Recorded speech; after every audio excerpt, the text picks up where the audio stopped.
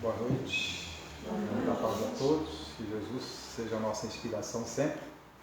Espero que os corações sejam aquecidos, porque fora o corpo está meio complicado. Mas é uma alegria estar aqui com vocês, sejam todos sempre bem-vindos. E aos internautas que nós estamos aqui aproveitando para transmitirmos esta reflexão. Então, levarmos a mais pessoas, né? A oportunidade de uso da tecnologia e levarmos a mais pessoas. Então, os internautas que nos ouvem, nos assistem, sejam também bem-vindos.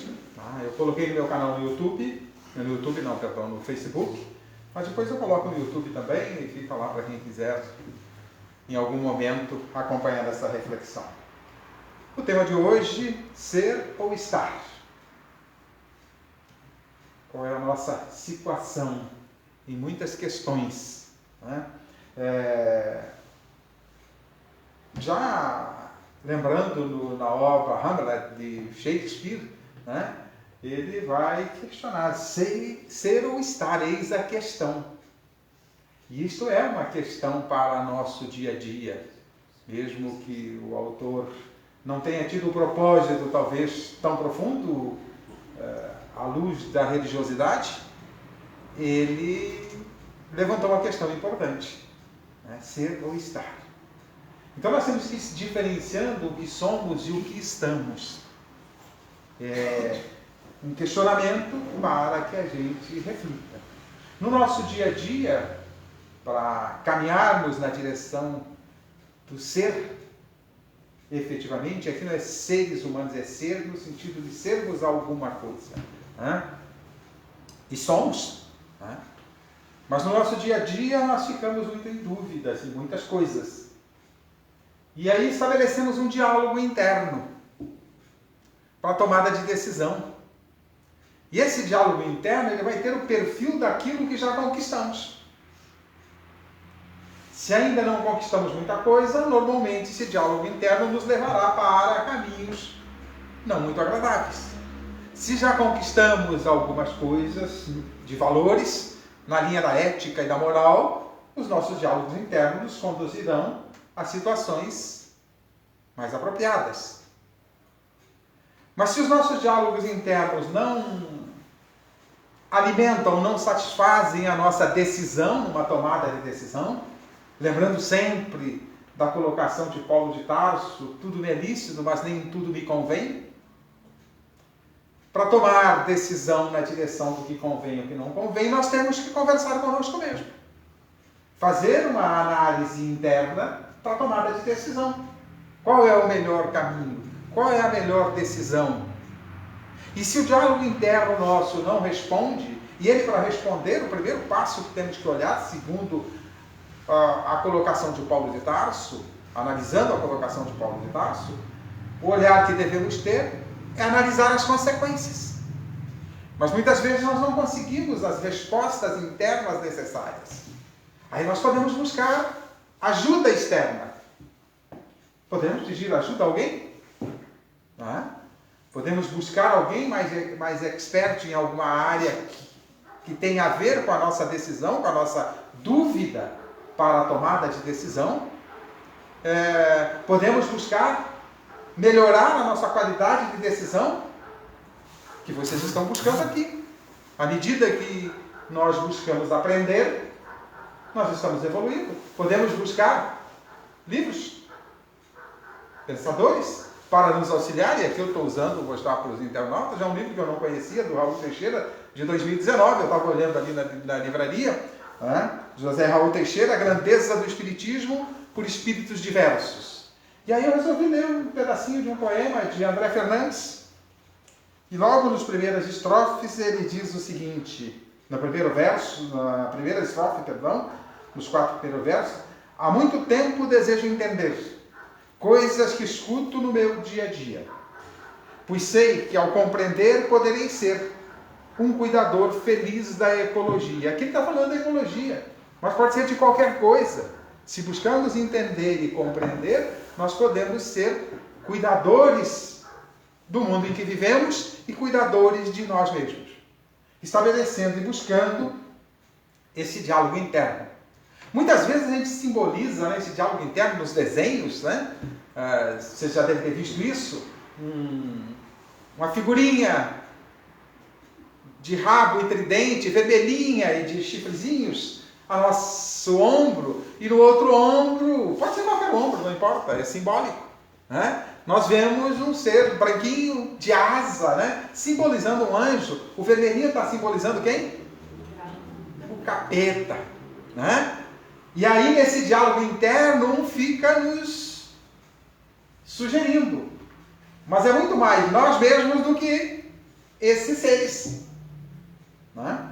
Eles nos influenciam, como diz os Espíritos, a Kardec, respondendo à pergunta 459 do Livro dos Espíritos.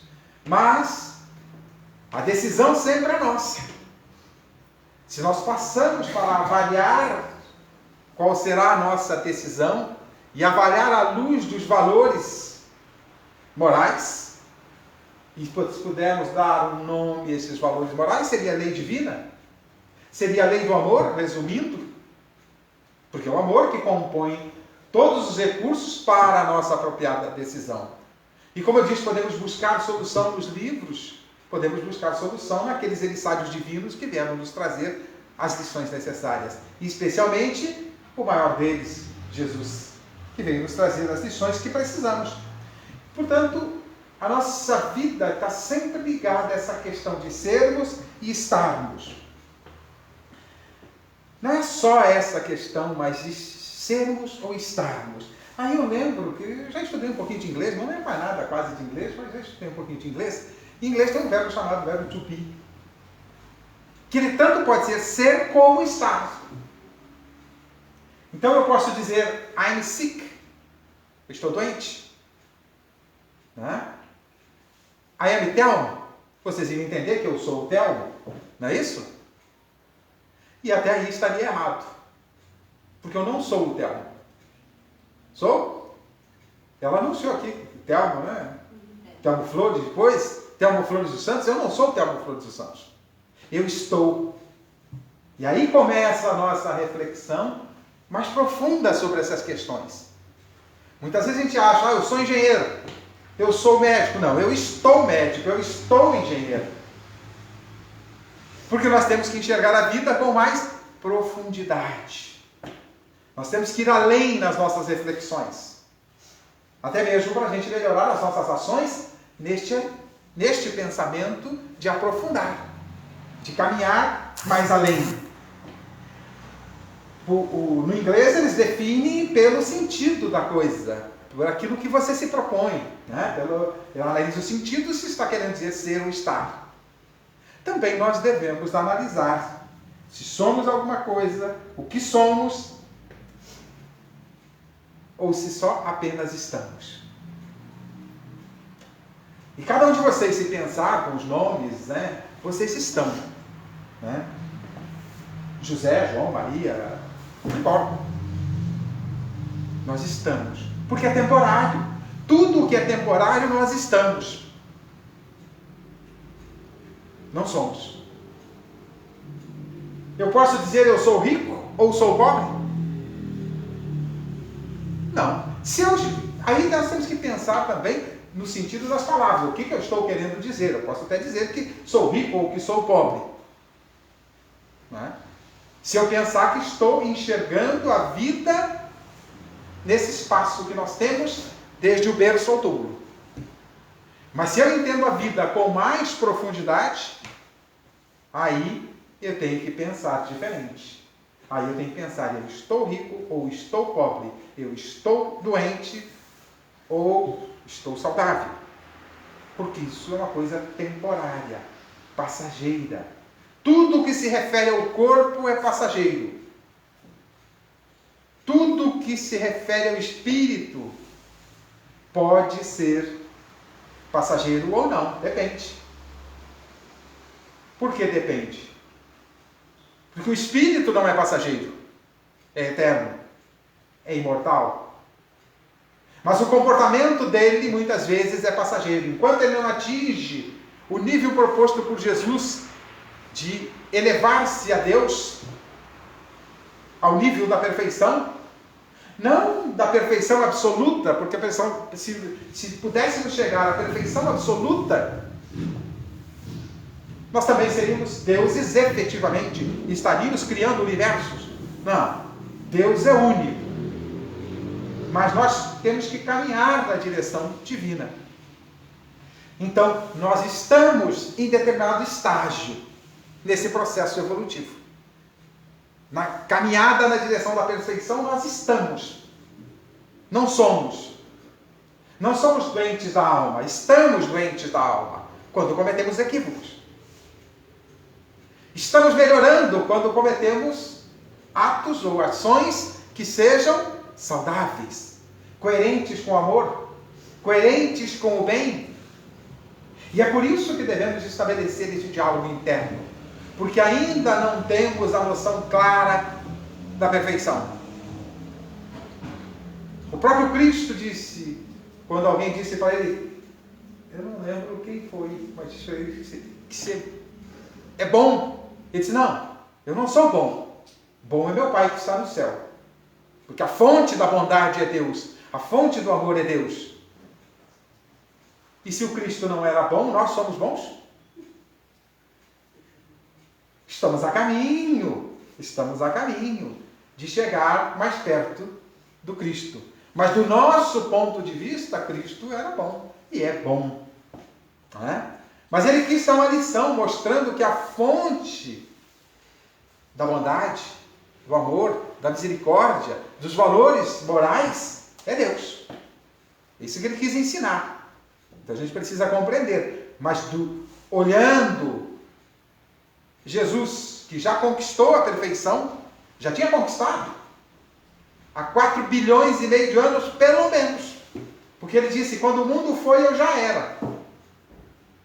Bom, se ele já era quando este mundo foi, e este mundo, diz a ciência, que ele já teve o seu início há 4 bilhões e meio de anos, portanto, o Cristo está mais ou menos, pelo menos 4 bilhões e meio de anos à nossa frente. Mas chegaremos lá, poderemos fazer o que ele fazia e ainda mais. Então, como podemos diferenciar as coisas? Fazendo análise da situação, do contexto. Da nossa situação, enquanto seres ainda não muito evoluídos, isso aqui não é nenhum sentido crítico, é um sentido de realidade. Se fôssemos evoluídos neste mundo já, não estaríamos passando por provas e expiações. Não teríamos fome, não teríamos miséria, não teríamos violência, não teríamos guerra. Se ainda temos, é porque ainda não somos perfeitos. Ah, mas eu não participo de guerra. Será? Vou deixar uma reflexão. Como é que você se comporta no trânsito? Quando alguém te fecha? Quando alguém não te dá lugar? Quando alguém não dá certo? Como é que você se comporta dentro de casa quando alguém te contesta? Como é que se comporta no ambiente de trabalho quando alguém te contesta? Então nós travamos guerras menores, não as guerras de exércitos, mas travamos as guerras do dia a dia. Então ainda não somos perfeitos, então estamos caminhando nessa direção. E para melhorarmos isso, precisamos estabelecer esse diálogo interno. O que já conquistamos e o que falta conquistar. E aí a gente vai buscando esta compreensão e melhorar os nossos atos. Qual a diferença, portanto, entre ser e estar? Ser é aquilo que é permanente em nós. O nível já conquistado é nosso. Não perdemos. A doutrina espírita nos mostra que não andamos para trás. Não evoluímos, nós evoluímos. Podemos até por algum período ficar estacionários, mas andar para trás não. Aquilo conquistado é nosso. Então aquilo que nós conquistamos, nós já somos. O bem que já aprendemos a fazer, permanentemente, já somos. Mas também estamos em alguma situação de imperfeição. Porque a perfeição ela é temporária. Aquilo que não conquistamos é porque nós ainda estamos imperfeitos. Ainda temos ajustes a fazer. Então nós estamos imperfeitos. Nós não somos imperfeitos, estamos. Porque vamos conquistar a perfeição. Então é uma questão temporária. Tudo que é temporário é o que eu estou. E tudo que é permanente é o que eu sou. Então, nós estamos a caminho da perfeição. E já conquistamos alguns valores, já somos alguma coisa. Na classificação que Kardec faz sobre os espíritos, ele divide em 3 classes: espíritos imperfeitos, espíritos bons e espíritos puros. Nos imperfeitos nós temos 5 categorias. Nos bons nós temos 4. E no espírito puro só temos 1. Porque puro é puro, não tem como você dividir a pureza, porque é pureza. Então, nós temos que um dia ser espíritos puros. Estamos a caminho. Não somos ainda. Se tem alguém aqui que já é espírito puro, eu vou sentar e a pessoa vem para cá. Então, nós estamos neste caminho, nessa luta. Eu até chegava a pensar que, como eu já me esforço para não praticar o mal, eu chegava até a pensar que eu já era um espírito bom. Aí um dia assisti uma palestra de Rossando Clinge. Aí ele me derrubou. Porque esse espírito bom é aquele que não precisa pensar no ato que vai fazer. Ele faz automaticamente. Ali, me dei mal. Ainda sou imperfeito. Por quê? Porque eu ainda preciso pensar. Qual é a ação correta e qual é a incorreta? Eu preciso estabelecer esse diálogo interno. Quando eu atingir o nível de espírito bom, por certo eu não precisarei mais desse diálogo interno. Porque agir no bem vai ser algo natural. Já é natural? Não, na maioria de nós, neste mundo de provas e expiações, nós precisamos pensar qual é a ação que está coerente com Jesus. Porque o maior exemplo da prática do bem, as maiores lições, estão no seu Evangelho. Portanto, quais lições são coerentes com o Cristo? Então nós precisamos pensar, precisamos analisar, precisamos estabelecer esse diálogo interno para ver o que devemos fazer e o que não devemos, o que convém e o que não convém. E quando Paulo diz isso, o que convém e o que não convém, ele está nos conduzindo a uma fala do próprio Cristo, a cada um segundo suas obras. As consequências. Então nós temos que estabelecer um diálogo interno para ver quais são as consequências. Eu aceito? Vou suportar as consequências? Vou gostar das consequências? Se eu cometer um assassinato, quais são as consequências? Provavelmente, alguns aninhos de prisão. Eu vou gostar dessa consequência? Isso só falando da justiça humana. Porque nós ainda mesmo pagando as contas com a justiça humana, nós ainda teremos ajuste de contas com a justiça divina. Teremos que reparar o erro cometido. Assassinar alguém, qual é o erro cometido? Desvalorização da vida. Não valorizou a vida, não respeitou a vida. Nós teremos que, uma outra oportunidade, respeitar e valorizar a vida. Então, precisamos olhar com mais carinho e estabelecer esse diálogo interno. Mas para que esse diálogo interno, para as escolhas apropriadas, fique cada vez melhor, é preciso que a gente cresça no entendimento. Por isso eu li o trechinho do poema. A partir do momento que eu começo a compreender as coisas, as minhas ações necessariamente têm que ser melhores. E se não forem, maior a responsabilidade. Porque a quem muito foi dado, muito mais será a cobrança, muito mais será cobrado. E o que nós temos feito do nosso dia a dia? Já percebemos aonde queremos chegar? Já temos a convicção de que Queremos chegar à angelitude? Porque só a angelitude nos oferece a felicidade absoluta. Só a angelitude nos oferece a sabedoria.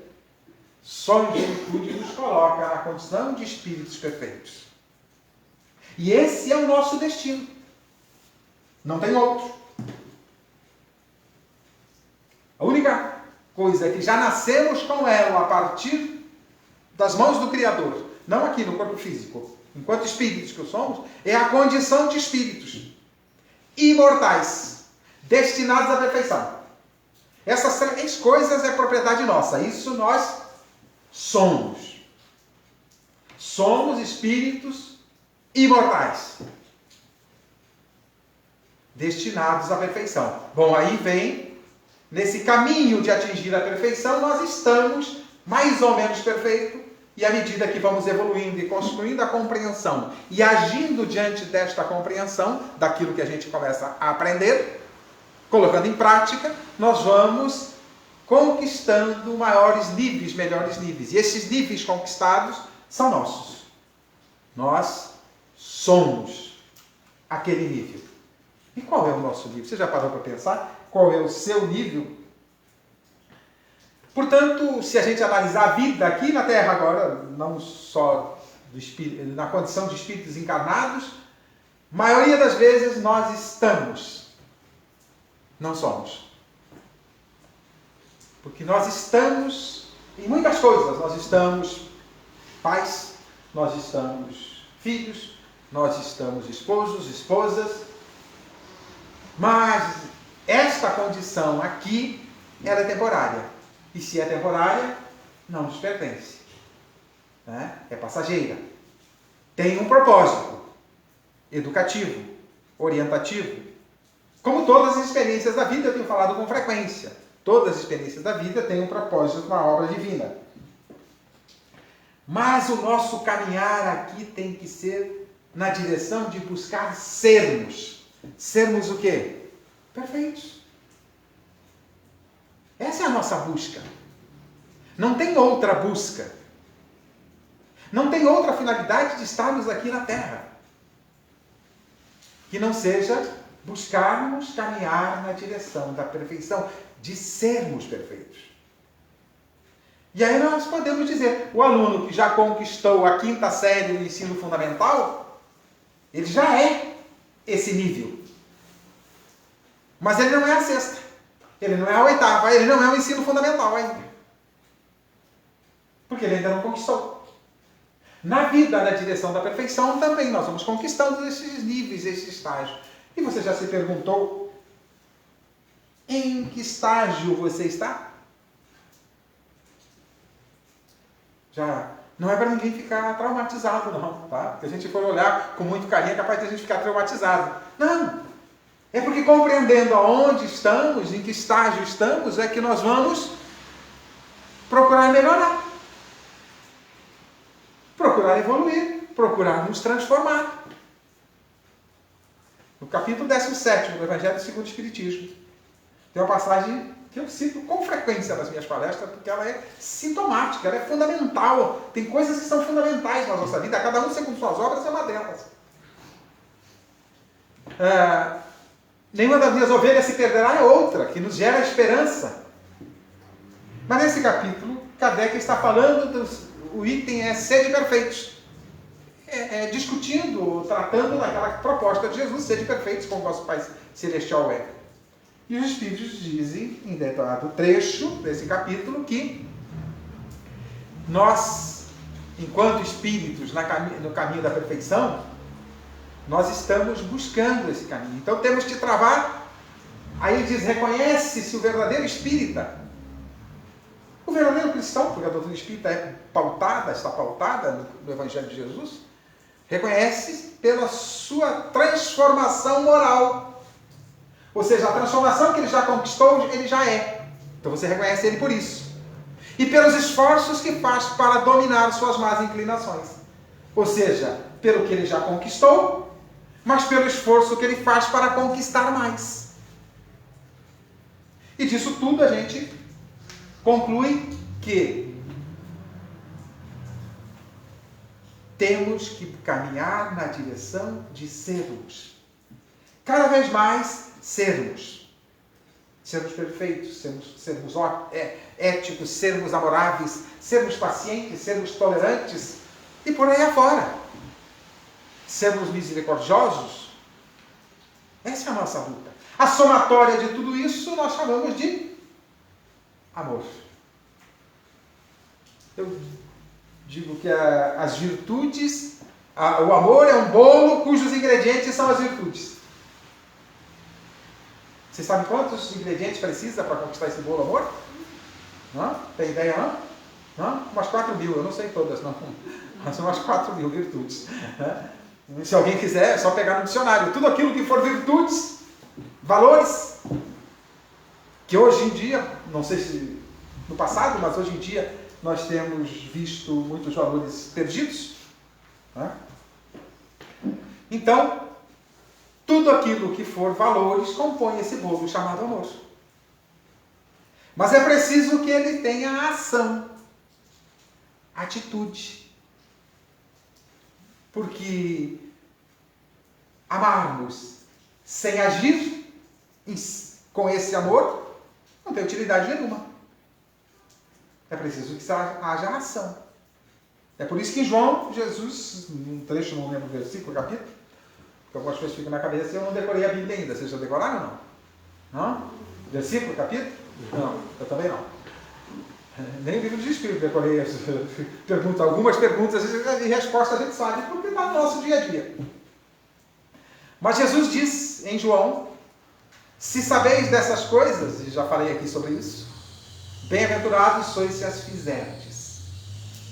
Então essa conquista que nós vamos atingindo, à medida que nós vamos conquistando determinados valores.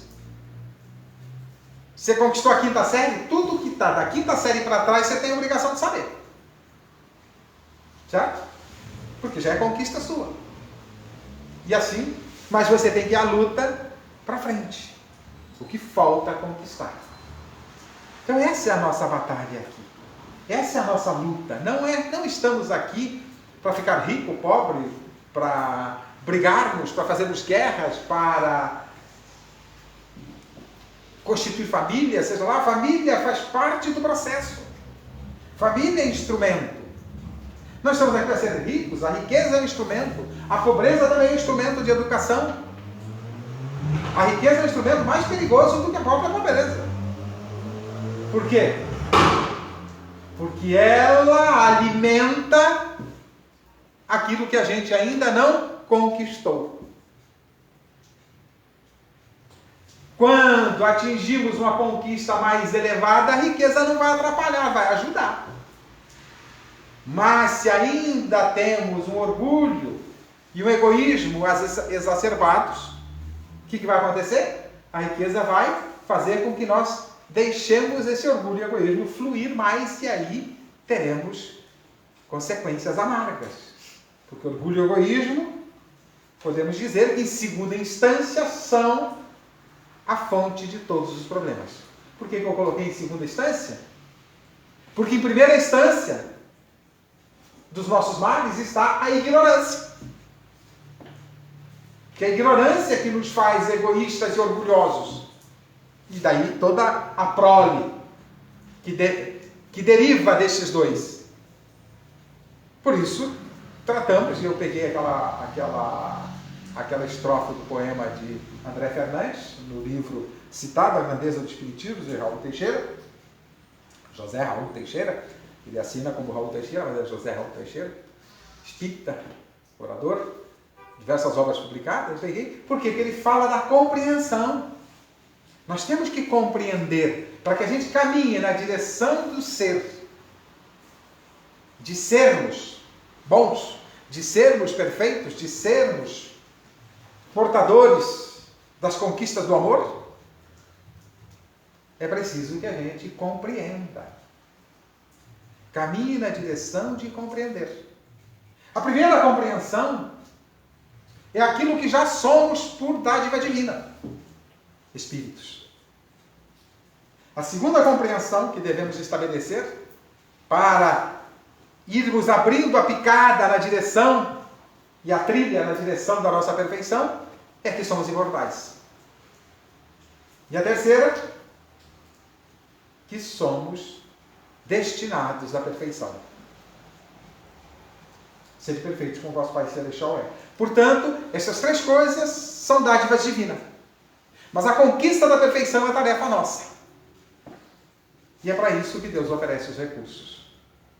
E é por isso que eu digo, com bastante frequência, que a única finalidade de estarmos aqui é conquistarmos a perfeição. Não há outra finalidade. Não há outra. Tudo demais é para chegarmos neste objetivo. Tudo é instrumento, a própria inteligência. Quem quiser refletir sobre isso, eu não vou citar, não vou tratar dessa pergunta, mas quem quiser refletir sobre isso, reflita sobre a pergunta 919 do Livro dos Espíritos, a última pergunta da terceira parte do Livro dos Espíritos. Então, 919 é autoconhecimento, eu confundi aqui. É 780. Pergunta 780 do Livro dos Espíritos de Kardec, trata da inteligência e da moral. Do progresso de inteligência, progresso intelectual e progresso moral. E ali nós vamos concluir que a inteligência é instrumento, é recurso, não é finalidade. Daí depende que só temos dois progressos a conquistar: progresso intelectual e progresso moral, e a inteligência é instrumento, só sobrou um, que é finalidade, que é o objetivo, progresso moral. E o progresso moral é cumprir a lei do amor.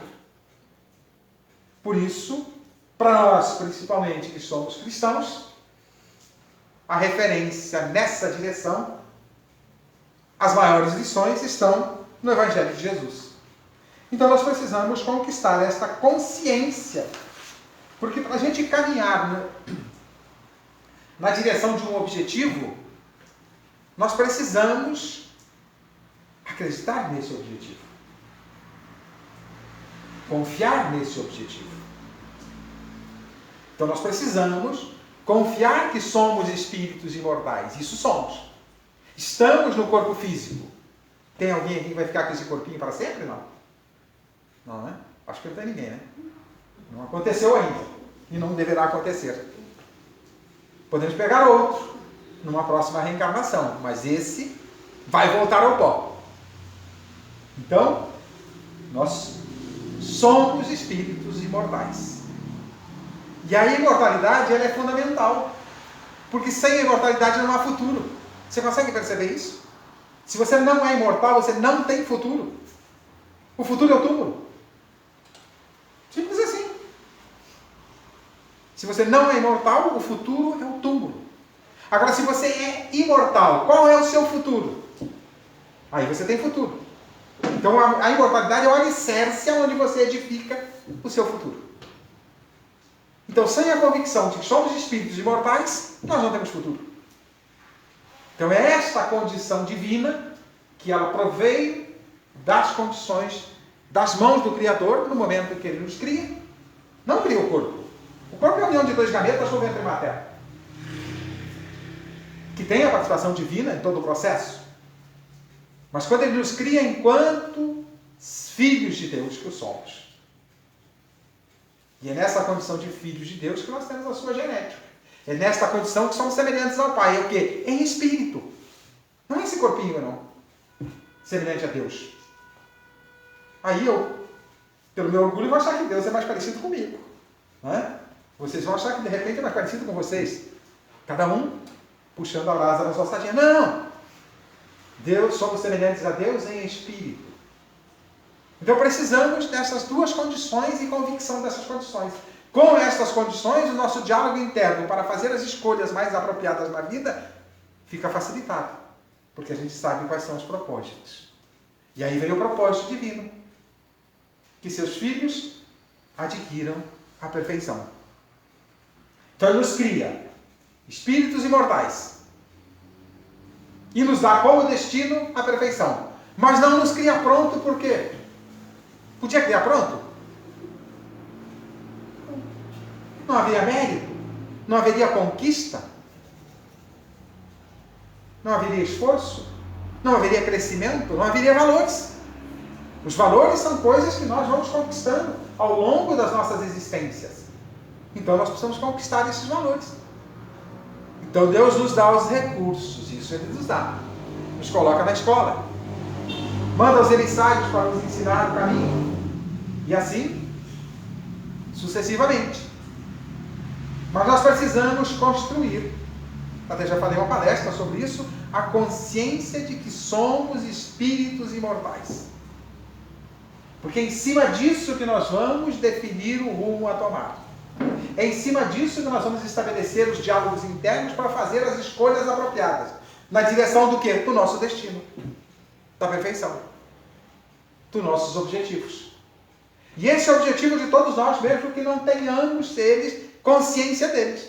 Mesmo aquele que é ateu, que não acredita na existência de Deus, que não aceita a existência de Deus, que nega a existência de Deus, mesmo estes, o destino deles é a perfeição. Cedo ou tarde eles vão acordar. Nós já acordamos? Já estamos esfregando um pouquinho os olhos, né, para ver se a gente enxerga alguma coisa, né? Mas já estamos atrás de buscar alguma coisa. Se estamos buscando alguma coisa, é porque já estamos, no mínimo, acordando. Aquele que está dormindo, um dia ele vai acordar. Aquele que não reconhece a existência e a grandeza do Criador vai acordar. Então, aquilo que temos, absoluto, é a condição de espíritos mortais. Aquilo que somos é essa trajetória na direção do nosso objetivo. E por isso eu falei no início dos diálogos internos. Se nós não estabelecermos conversas conosco para tomar decisão e fazemos as coisas no ímpeto, no impulso, no interesse egoísta, no interesse dos nossos sentidos, das nossas sensações, muitas vezes, ou maioria das vezes, as coisas não dão muito certo. E aí nós teremos consequências a lamentar. Teremos que recomeçar a lição. Teremos que voltar naquela mesma lição. Isso é o que acontece nas nossas escolas. Quando alguém reprova, o que acontece? Repete o ano. Quem repete a quinta série, não volta. Quem não passa no final do ano na quinta série, ele não volta para a terceira, para a quarta. Ele continua na quinta. Então nós não andamos para trás. Nós podemos ficar estacionados, ter que repetir um ano. E isso é a responsabilidade de quem? Individual e intransferível. É a responsabilidade de cada um de nós. Não tem terceiros responsáveis por isso. Que nós adoramos achar um responsável pelos nossos fracassos, né? E quando a gente não acha assim meio perto para a gente laçar como responsável, seja um pai, seja uma mãe, seja um avô, seja um tio, seja um vizinho, seja um patrão, né? A gente olha para o céu e diz, é Deus. Deus não é justo, Deus não é bom. Se ele não fosse justo e não fosse bom, não seria Deus. Kardec trata disso no capítulo 2 da obra A Gênese. A Gênese trata de Deus do ponto de vista da obra que ele produziu. Mas no segundo capítulo trata de Deus do ponto de vista das virtudes, das qualidades, da perfeição divina. Capítulo 2 da obra Gênesis. É claro que Jesus já nos fala de Deus e assim por diante. Na busca da perfeição, o que você já é? O que você já é? Quais virtudes você já conquistou? Já é virtuoso? E nessas virtudes você já conquistou a paciência?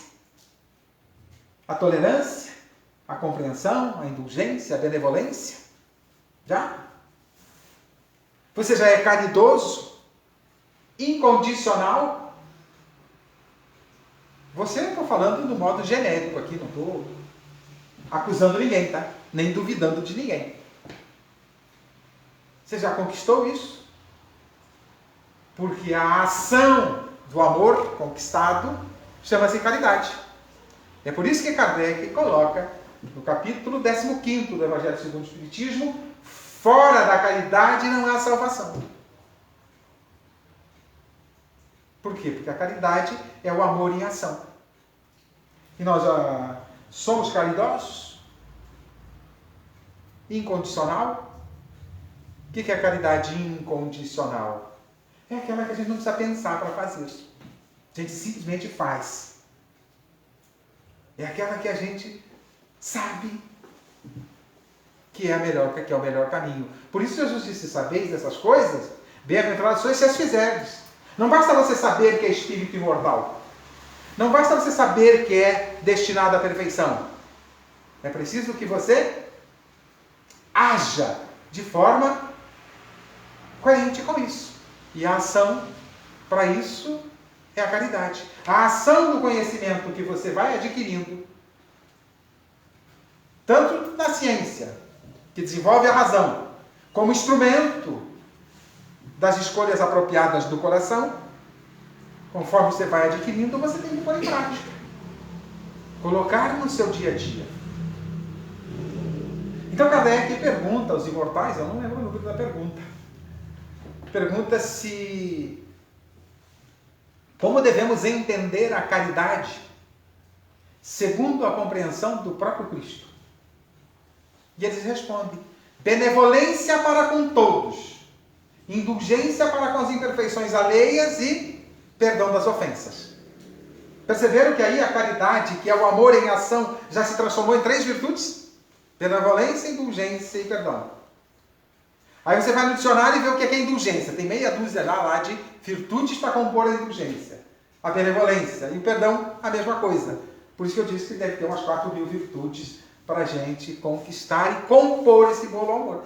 Mas a essência dessas virtudes é o que compõe o amor. E o amor ativo, em ação, chamamos de caridade. E os principais itens desta caridade começam pela indulgência, benevolência e perdão. Mas sem sermos humildes, dá para ser benevolentes, indulgentes e perdoarmos? Não dá. Porque a caridade é o antídoto para o egoísmo. E a humildade é o antídoto para o orgulho. Os principais causadores de todos os nossos males.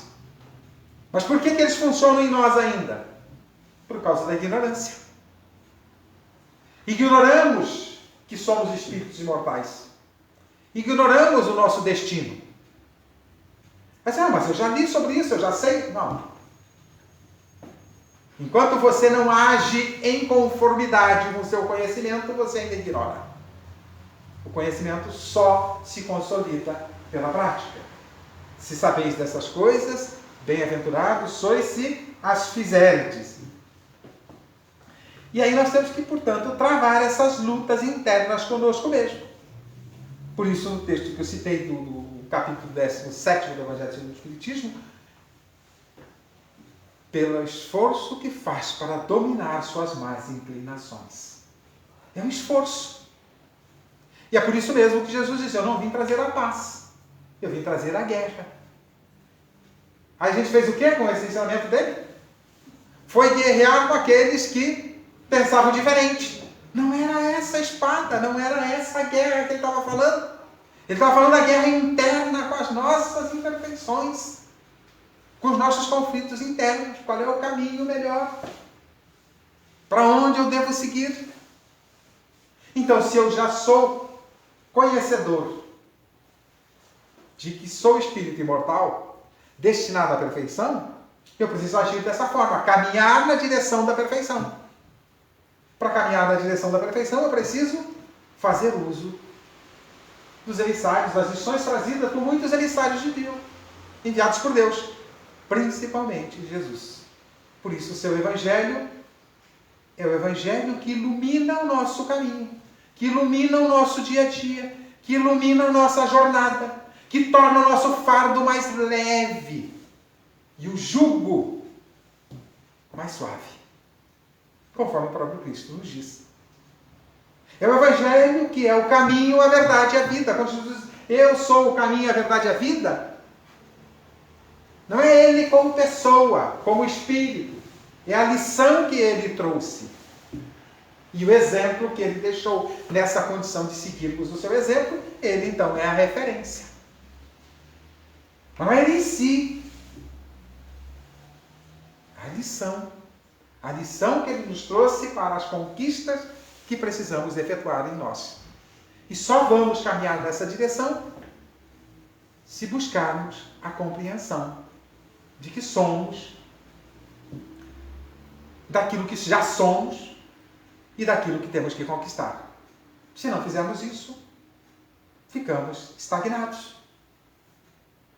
Se eu não colocar em prática, eu não transformo aquele conhecimento em ser, num nível maior, num nível melhor.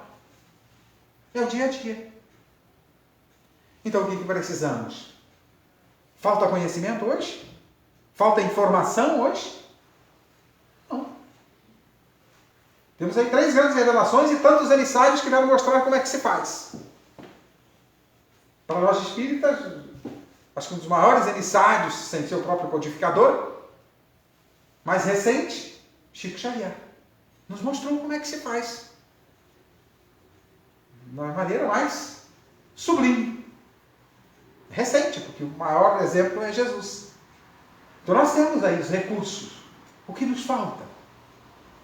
Colocar em prática. É isso que nos falta. E para colocar em prática, eu preciso...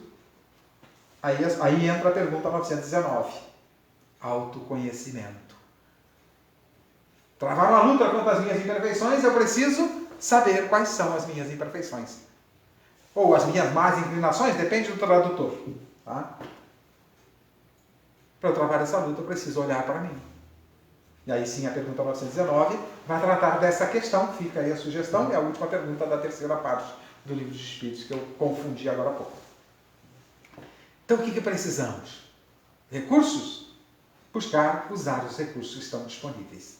Conhecer esses recursos na sua teoria. E consolidar esta teoria pela prática. O Evangelho, que é o maior de todos os recursos, já está disponível há 2000 anos. Antes dele já vieram algumas lições com Sócrates, Platão, Aristóteles e outros, que vieram preparando o terreno para a vinda do Cristo. Os profetas da antiguidade já falavam. Mas tudo o que precisamos para sermos perfeitos é o Evangelho de Jesus. O que estamos fazendo deste Evangelho? Nestes 2000 anos já deturpamos tanto esse Evangelho, né? E agora ele veio relembrado pela doutrina dos Espíritos. E eu tenho perguntado às vezes, vamos deturpar também ou vamos praticar? Fica a pergunta, fica o convite e fica a minha gratidão a todos vocês pela paciência de me ouvirem, mas a gratidão a Deus pela oportunidade que oferece e a casa por ter aberto as portas e feito o convite. E agradeço também aos internautas que nos acompanham nesta reflexão. Muito obrigado, que Deus abençoe a todos.